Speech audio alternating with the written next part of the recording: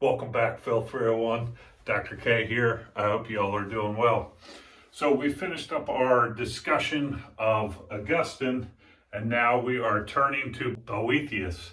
What I want to do in this video is give what I call a roadmap to the work of his, which we're going to discuss, which is called the Consolation of Philosophy. So you'll know what the structure of the work is and what the main topics of each of the sections of the work are.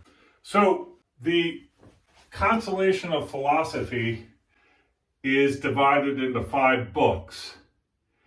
In book 1, it's really setting the scene, or an introduction to Boethius and Lady Philosophy. So Boethius writes the Consolation while he is in jail, charged with treason and awaiting execution.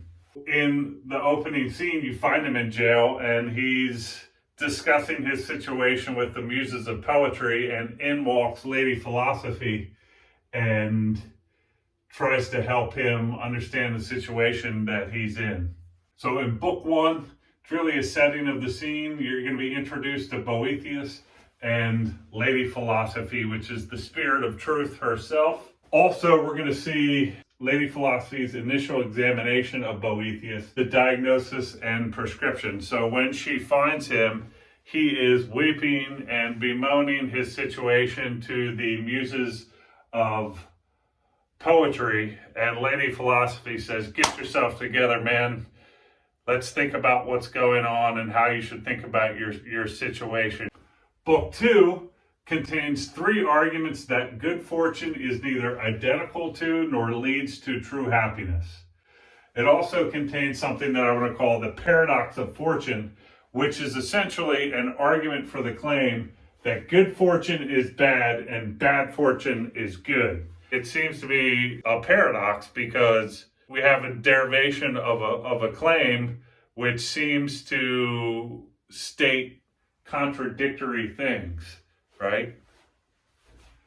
So book 3 is the central part of the work, and it's going to contain the most important content of the work.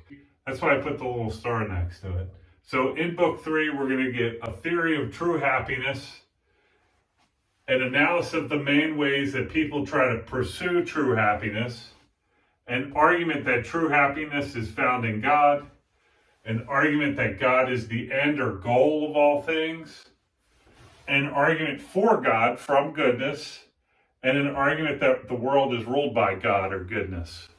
So there's lots going on in book 3. It's very action-packed, and our discussion of this book will probably be the longest discussion we're going to have. Book 4 contains 2 arguments that the world is not ruled by God or goodness, what I call the argument from justice and the argument from chaos. And then it also contains Lady Philosophy's objections to both arguments. She rejects the view that the world is not ruled by goodness. Book 5, the last book of the Consolation, also contains many important elements.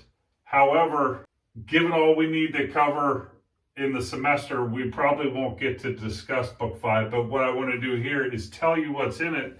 In case you want to read it on your own, you have a kind of little guide to major philosophical elements to look for in that book. So in book 5, you'll find a theory of chance, 2 arguments against the existence of chance events, what I call the argument from providence and the argument from natural philosophy. You would also find an argument against free will from divine foreknowledge, or what's sometimes called the problem of free will and divine foreknowledge. And lastly, Lady Philosophy's solution to the problem of divine foreknowledge, which includes her Boethius's analysis of eternity. It's a kind of famous analysis of eternity in the history of philosophy. So again, we probably won't get to discuss book 5, but if you want to read on your own, these are the kinds of topics that you'll find in book 5. So in this video, we discussed a roadmap to Boethius's Consolation of Philosophy. In the next video, we're going to discuss in more detail the opening scene of the dialogue which Boethius finds himself in prison awaiting execution and has his first encounter with Lady Philosophy. I'll see you in the next video. Dr. K out.